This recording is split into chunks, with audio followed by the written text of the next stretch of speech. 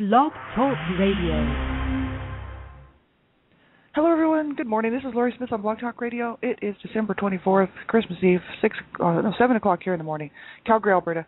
I'm happy to be here. I just wanted to do a half-hour show this morning and didn't want to skip this show. It's very important to me, and thanks, everybody, for tuning in to these shows. I really appreciate everybody who's listening to all my shows.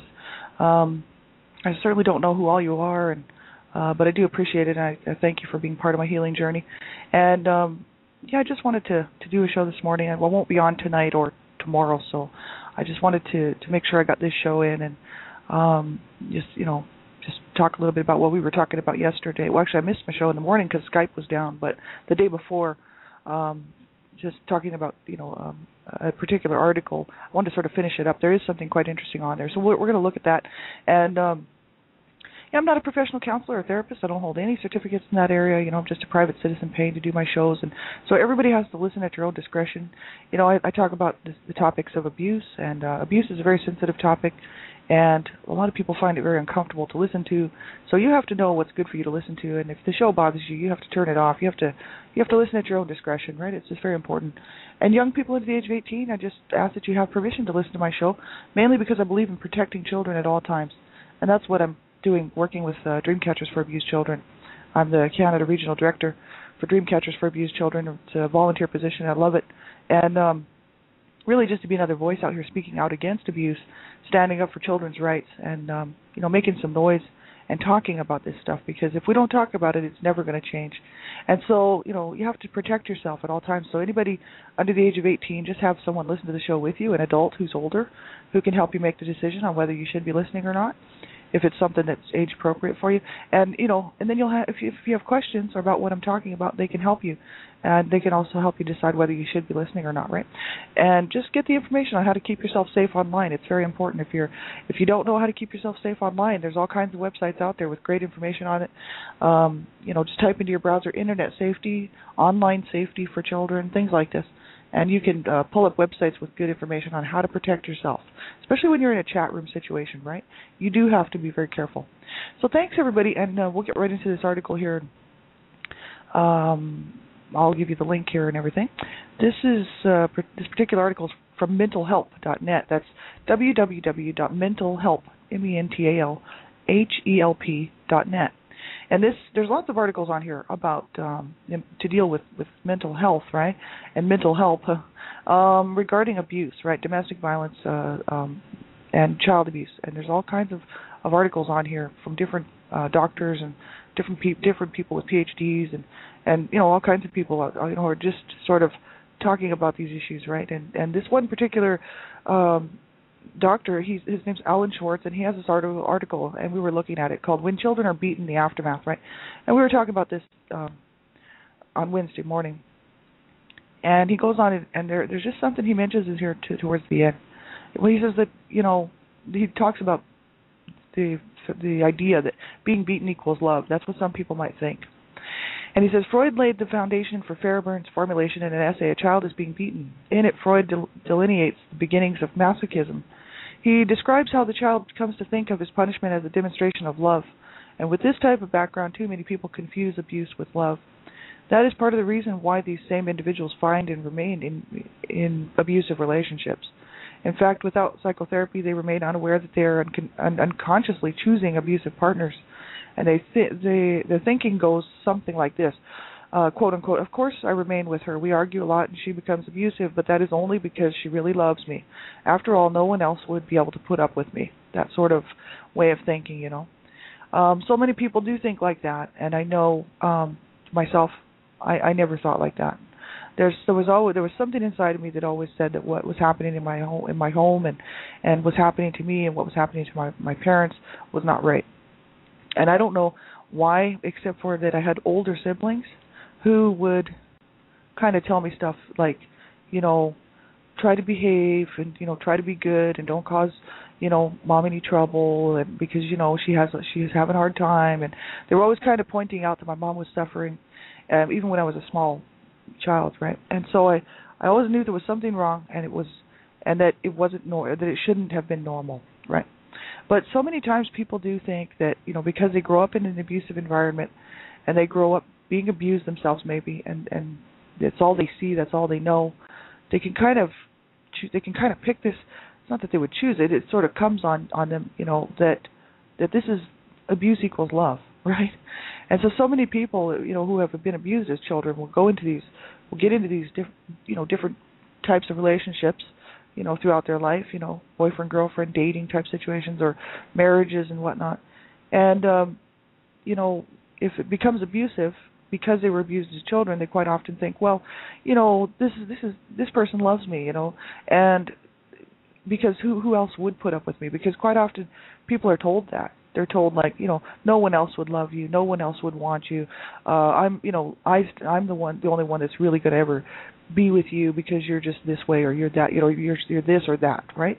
And that's horrible. And I've seen it in other people, and for myself that wasn't the case, but it is something that for people to know that no one deserves to be abused. You know what I mean?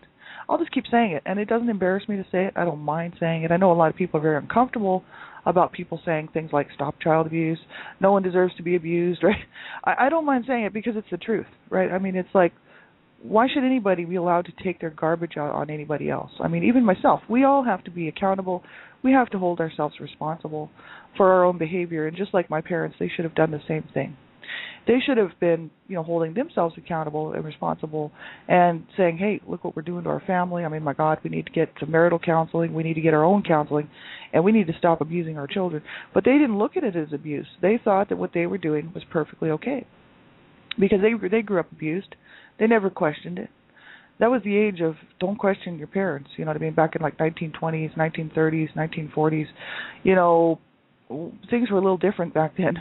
And women, weren't supposed to question their husbands either, or the even their parents, right? Women were supposed to just take whatever comes their way, right? Until just very recently in the 60s, when honestly it's just been since the 60s when women said no more.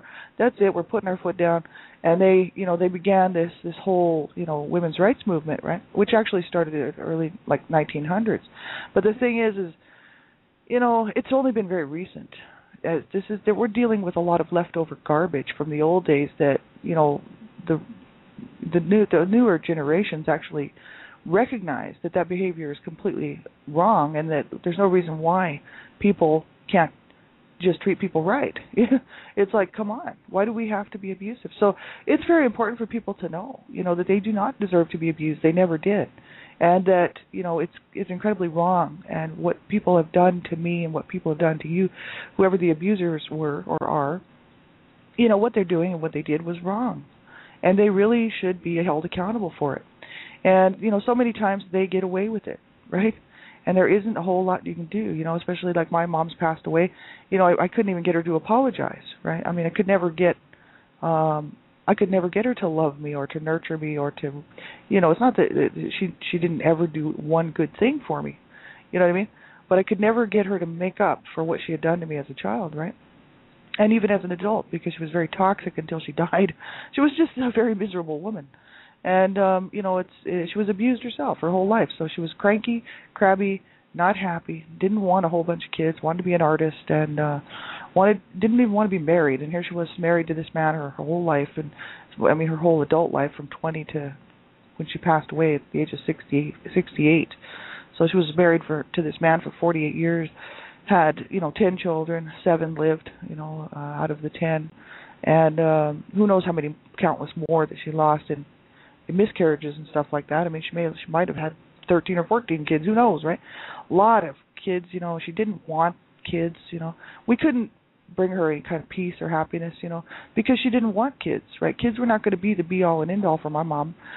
She wasn't like one of these parents who would be like, oh, I just love my kids. My parents never said that. They never said, oh, I love my family, I love my kids. They never gathered us around. They never gathered us in the same room to say, oh, we have a wonderful family, Merry Christmas, here, let's get a family photo. There was none of that, right? Because my parents were very much having their own problems. Like my mom was abused as a child. She was not able to handle herself as a mother or even as a wife. My dad was abused too as well, and he had some serious mental illness going on, and that he needed serious help. You know what I mean? And so they never cared about their children. And that's when I say that I'm being completely honest. Like, so many things that happened in our home that my parents would just didn't care. You know what I mean? They really didn't care if we lived or died half the time. Because they were so entrenched in their own depression, their own sort of pit that they had dug for themselves. You know what I mean? That they couldn't see outside of that pit. To see what they were doing to their children, to see what was happening to the family, right? And so, did we deserve any of that? No, definitely not. You know what I mean? And will we ever be able to reconcile? I mean, I don't know. All of us are different. All of our situations are different. You know what I mean? But he goes on to talk about, Alan Schwartz goes on to talk about, he says, recovery from childhood filled with abuse does not mean that life has to have to mean permanent damage, he says. The first task on the way to recovering mental health is to face the facts of the parents having been unloving and brutal. And this is easier said than done. So just go back to Fairbairn's description of the child's preferred way of thinking. Even as an adult, it is difficult to admit that a parent was unloving, right? And that's so true. A lot of people just don't want to, they just have such a hard time just thinking, wow, really they want to believe their parents were good. They want to believe that their parents would never have hurt them, and so that's kind of it's a way to be in denial, right? To not accept the truth. And I had to accept the truth a long time ago, and in my case, my mom was very brutal, and she would just tell me to my face she didn't want me, and that I was just a rape child. And she would do it. She would say that to make me feel bad, is what she would do that. But because it's true. My dad was forcing himself on her for 7 years before I was born, right? So she just used to throw that in there just to make me realize just how unwanted I was. You know what I mean? And how she could kill me at any time, right? She used to like to throw that in my face too. And so it was horrible, absolutely horrible. So I had to realize that at a very young age because she forced me to, and then kept right on with the same. She never changed her tone. She never said stuff like, "Oh, I did want you. I'm sorry." And that's probably the one thing that actually might have been beneficial to me, and the reason why I was able to kind of think things through is because my parents were consistent in their behaviors. They were always mean. They were always unloving, you know what I mean? They were always abusive. They never went back and forth wishy-washy, And my mom once in a while she would do, my mom would do things for me that, most people would say, "Oh, that's nice." If she would, she didn't starve me. First of all, we were allowed to eat. That was great. We were allowed to have food, right? So she would cook and we would eat. If when I was an older teen, she would hand me a 20. She'd be like, "Oh, here, you need some spending money." I had to worry about her beating on me later on that night, but she would do these things that she kind of was trying to be, a decent person.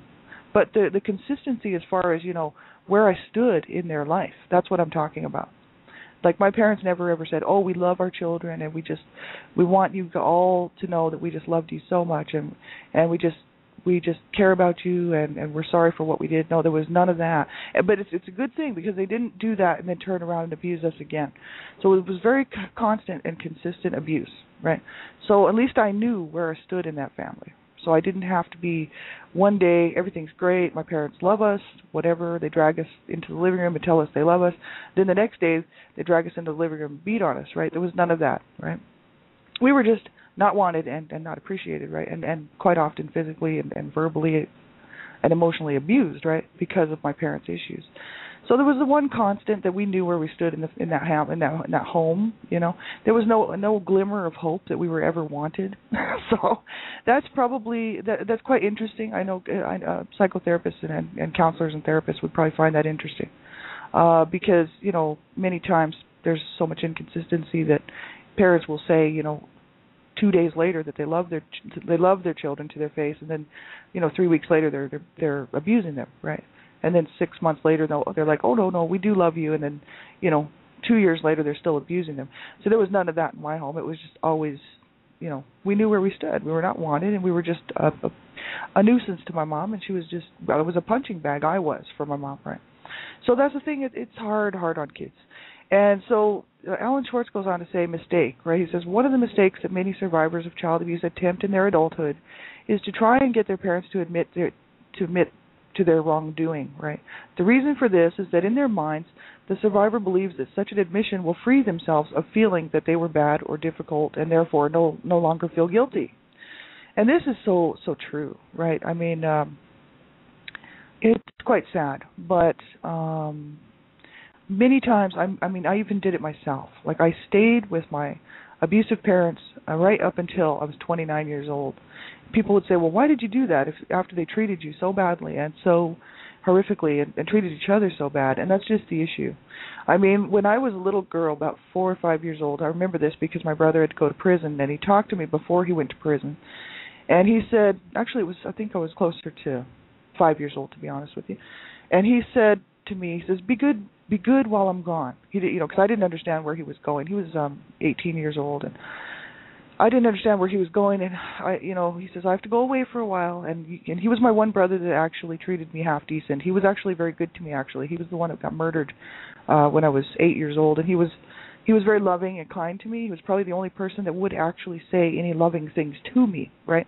He would say, oh, you're beautiful, and look at your hair, it's so pretty. And he would say these things, these nice things to me, right, that nobody else was saying. And as far as I can remember, as far back as I can remember, he never hurt me. As a matter of fact, he's the one that stopped my dad from beating me, and he's also the one who stopped my mom from beating me as well a couple of times. So he's really the only one that would stand up for me and who tried to protect me. But he was doing that for Rob.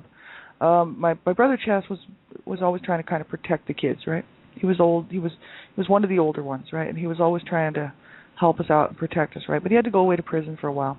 And so he was talking to me. He says, be good for Mom. You be a good girl. You know what I mean? And so that stayed with me my whole life, that even though my mom was abusing me and used to tell me the most horrible things, that I would protect her, and that, I was taking over. I wanted to be like my brother Chess. You know what I mean? Because he was the one in the family that was actually trying to protect people. He was doing the right thing as far as I was concerned. He was just a good guy, right?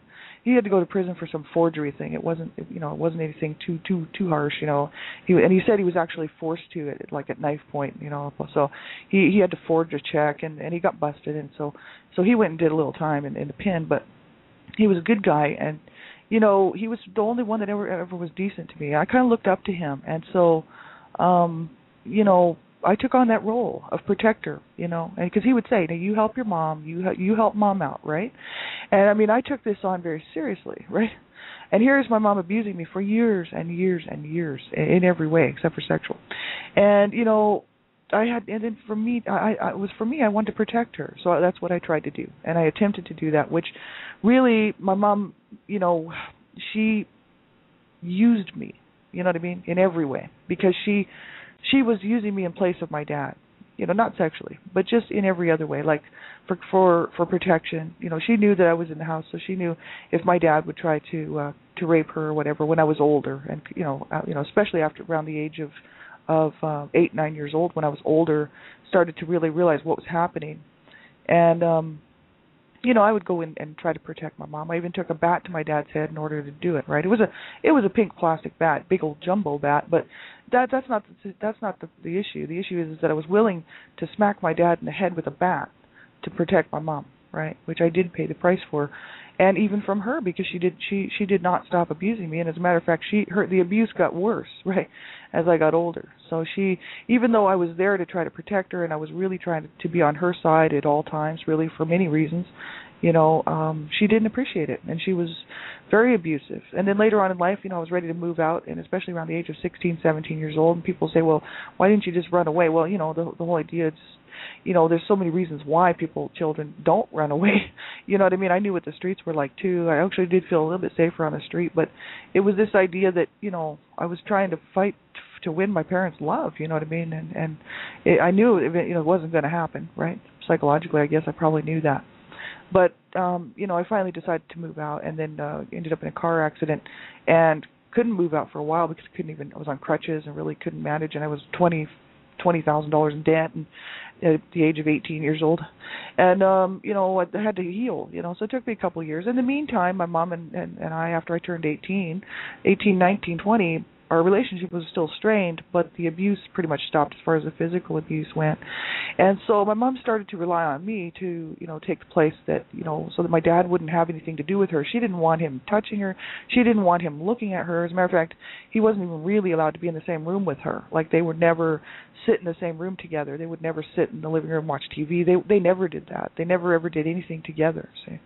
So my mom used her kids as a cushion, right, to get her needs met that she wasn't getting from my dad, right? So she took advantage, full advantage. She knew that if she would give me money and let me stay in the home, that, she would be somewhat protected as long as I was there. And I was kind of cool with it because I was always trying to keep my mom alive ever since I was a kid, right? It was a big concern for me because my brother Chess had told me to be very careful and watch out for Mom because, she was sick, and put it into my head that really it was my role and my place to take care of my mother. So, this stuff, and when you look back at it and you look at it, it really does, it's so damaging what it does, but it really makes sense of why children do what they do, why they end up taking on these roles. And even as an adult, we have to be very careful that we're not just falling into that same old role, of being taken advantage of and being used, We have our own lives. We deserve to have our own lives, But Alan Schwartz goes on to say that the strategy never works, because people many times, survivors, he says, of child abuse attempt to get their parents to admit their wrongdoing, right? And he says, so the strategy never works because years later, parents deny that any of the events really happened or justify it with the repeated conviction that the child was truly deserving of punishment. In those rare instances where a parent does own up to what happened, the adult survivor feels no better than they did before. And the reason I like this article is because this is what I'm going through right now. And, it's like my mom's gone. She passed away 15 years ago. We're looking at almost 16 years ago now. And she, I was never going to hear anything from her lips, as far as her admitting that what she did was wrong. She always used to blame my dad. Well, it's your dad's fault. It's not my fault. Your father was this, your father was that. She was always blaming my dad, would never take responsibility for the abuse that she put on me or anybody else. And she was always the victim. Always the victim, right? She was always the one who was so damaged and so out and so down and out, and that her children were even the cause of her grief, right? Even though she was the most really sadistic and masochistic person I've ever met in my entire lifetime, she was horrific. You know what I mean? She did not mind spilling your blood. She did not mind hurting you badly, right? She was bad. She could have killed any one of us at any time. My dad, same thing. He was very sick and twisted. And, both of them were a bad mix. It was like a bad cocktail, you know what I mean? Like explosive, right? And so, this is where I'm at today. My parents, of course, they're never going to ever really be able to make up for what they did anyway. Even if my dad does admit to what he did. And, he's an old man. He's almost 88 years old. And, he's still schizophrenic, and he still has his whole mental issues, right? Nothing's changed. And the thing is that because he's old now, he likes to play the cute card. I'm a cute old man, right? And he gets a lot of friends, he has a lot of people who support him. And he plays the cute old man card trick, where, I'm just a loving, cute man. I was so good to my wife. This is what he says to people, right? And I loved my children and blah, blah, blah. And that's what he says to me, too. I loved your mother, right? I'm like, right. Okay, that's why you did what you did to her. That's why you abused her from the time you were married all the way until the time she died, right? Okay, that's love. But in his mind, that's what it was, because he was abused as well. He grew up in one of the weirdest, most dysfunctional situations you can imagine. Very strange. I'm not sure what exactly happened, but I know, just from what I know, that family, there was something wrong with them. And they don't ever talk about it, because they're very tight-lipped, right? But there was some huge issues because my dad's parents were cousins, first cousins, and there was, back in the 1920s, early 20s, my dad was born in 23, so his parents were born in late 1800s, and they were so ignorant, and they were first cousins, and who knows what was really going on, you know what I mean? All I know is I heard a little bit about, it's just a rumor that there was some sexual abuse going on, and even some incestuous stuff from the siblings, right? So who really knows? All I know is my dad was a very sick man and raped my mother, hurt my mother, beat on my mother, made her, physically hurt her, emotionally hurt her, psychologically hurt her. And he could sit here years later after she's gone in the grave and tell me that he truly loved her and that he loved his kids and he did right by us. And it's like, he'll never really know what he did, right? Because he's so mentally ill. He will never, ever be able to pay back what he did. Even, and that's the whole issue. Like, the damage is done. But that's where we as survivors have to be very careful to not make that the be-all and end-all. And, he says in those rare instances where a parent does own up to what happened, the adult survivor feels no better than they did before. And I think why he said that is because, we can't change the past. So that's what he says. Ultimately, the past cannot be changed. Regardless of whether or not a parent admits to having been abusive, adulthood means taking responsible for one's life in the present. And that means that whatever obstacles to mental health existed in the past can now be achieved in the present, including being productive and living a full life without masochistic or sadistic behaviors. And so I like this article. I like what he says. He says, in my experience, psychotherapy is enormously helpful for those who emerge traumatized from abusive childhood experiences, and the capacity of human beings to grow and learn is unlimited. Do not hesitate to find the right therapist and enter psychotherapy if you had this type of past, right? And so he says, your comments and questions are strongly encouraged, Alan and Schwartz. So, but I just like what he says, that regardless of whether parents ever admit or could admit that they were wrong and that they hurt us and that they should never have done that, you know what I mean, and they're sorry and that they wish they could make it up. Even whether they do say it or don't say it, the issues of being abused are the issues of the past. That's just it. You can't change that. We have to learn how to sort this stuff out in our own minds. You know what I mean? And really makes no difference to me whether my dad ever really apologizes or not. And I won't be able to hear from my mother. She's 15 years in the grave. You know what I mean? So what I had to do was just take that and say, okay, it really makes no difference to me what they think. They abused me. They hurt us, right? They hurt us horrifically. What really matters to me is how I feel about myself. And so, I sat down and I thought, man, I sure didn't deserve that abuse, and no one does. And, I can't change the past. I can't change what happened, you know what I mean? It's done. It's a done deal. But I can change the way that I feel about myself and about life, And it doesn't mean that I have to take crap and garbage off my dysfunctional, abusive family now, right? That's very important for people to know that, just because we're family, if your family's dysfunctional and hurting you, then you really don't have an obligation to stick around with them. You know what I mean? Like you can get yourself some help, and when you're feeling better, then you can contact people and say, look, I'm not taking any more garbage, right? Because this is what's going on with me right now. My dysfunctional immediate family, which is two siblings and my dad, all think that I should be participating in Christmas, right, with them. But I'm tired of the dysfunction, and my dad spent a year with me here in my apartment and drove me crazy, and absolutely pushed me over the edge, right? I ended up writing my book, A Life of Death to Redemption, and really just telling it like it was, because he was staying here. And I remembered back to all the abuse. I remembered back to how he treated me, because he was really, as an 87-year-old man, came into my home for a year because he didn't have anywhere else to stay, and he wanted to move up to Canada. And I told him, no problem, you can come and stay with me, no worries. None of the other siblings would allow it. They don't want him in their home, and they said it to his face. You're not coming to our home. Because see, my dad is an abusive man. He's an abuser, right? Like, he abused them too. So this is the thing. And then he spends a year with me and sends me off into a serious issue. But you know what? It was the best thing, because I faced it. I finally really faced it. And I realized that my relationship with my abuser dad is never going to be right. It can never be made right. You know what I mean? And then I thought about it. I thought, yeah, I can never get that back. I can never get back what he did, and I can never get back those years that, my whole childhood, right? But I don't have to continue to allow these people to abuse me or to make my life miserable, right? So I'm taking control of my Christmas, and I'm actually not going to see my family for Christmas. I'm going to just spend time with my sweetheart, who loves me very much. We've been together 15 years, and he's my man. He's terminally ill. He's 10 years diagnosed. He's very sick, but you know what? He's alive, and he loves Christmas. And so I've decided that I'm taking control of my life. I'm no longer allowing my abuser dad, my abuser sister, my abuser brother to have any control of my life. They're the only 3 siblings left. They're the only 3 people, two siblings and a dad, right? And no longer will I play that role. I will no longer play the old role that they want me to play, which is to roll over and take their crap, right? No more. You know what? I have a life. I'm an adult. We have our lives, right? We have the option and the choice to not take any more abuse from people, right? As children, we couldn't do much about it, but now we really can.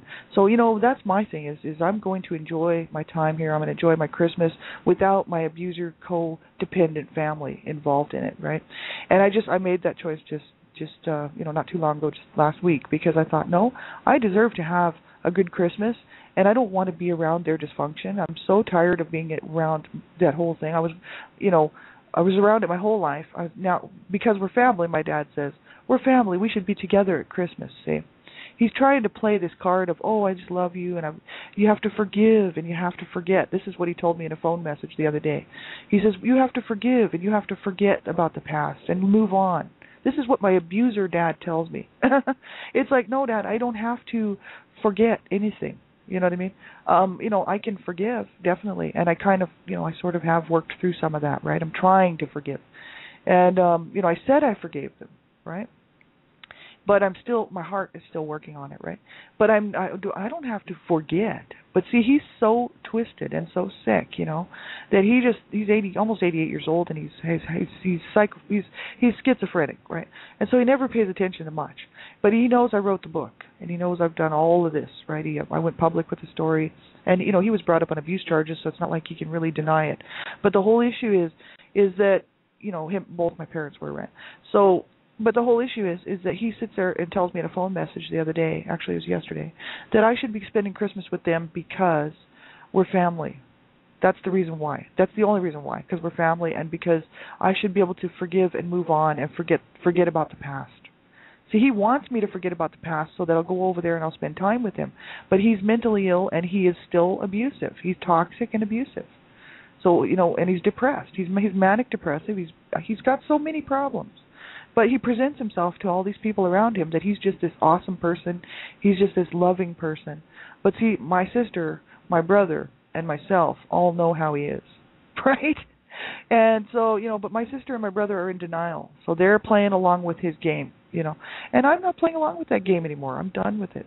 So whatever, I just say to everybody, I'm going over a little bit here on time, but, I just say to everybody, reach out and get some help. Don't suffer in sadness and silence and on your own. I did that for years, and I when I started to reach out and talk to other survivors about what I had been through, because I needed validation. I needed somebody to validate, what I had been through, because my family's dysfunctional and in denial. And I thought, I need someone to talk to who's been there, who knows what this is all about. And I joined an online group support. So I would just say whatever you have to do, and if it's counseling, therapy, getting a doctor, a therapist, or, the group support, online group support, whatever it is, even if you have to call a crisis line, that's what you do. Because, you certainly deserved a whole lot better. And the only way that we're going to ever get that as adult survivors of child abuse is if we do it. No one's going to do it for us. No one's going to be able to help us. You know what I mean? I used to think, why cannot somebody help me? Can someone not take away this pain, in my heart, right? And until I realized that it was going to have to be me to do that, I was just stuck in this pit of misery, right? And finally I thought, no, it's me. I'm the one that's going to have to do this. Oh my God.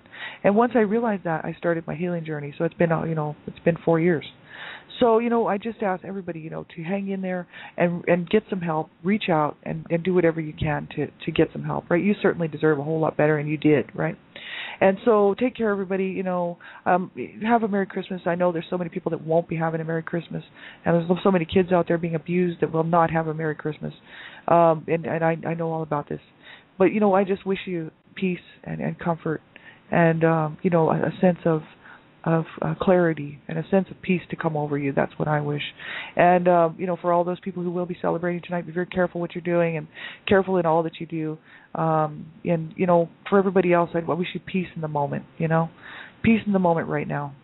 And so for all those who celebrate Christmas, Merry Christmas to you all. I'll be back on Sunday. So take really good care of yourselves, okay? And I will be online. So, if you need something, you can get a hold of me on Facebook or here on Blog Talk Radio. I'll be around. So we'll talk to you soon. And take care, everybody. Bye-bye.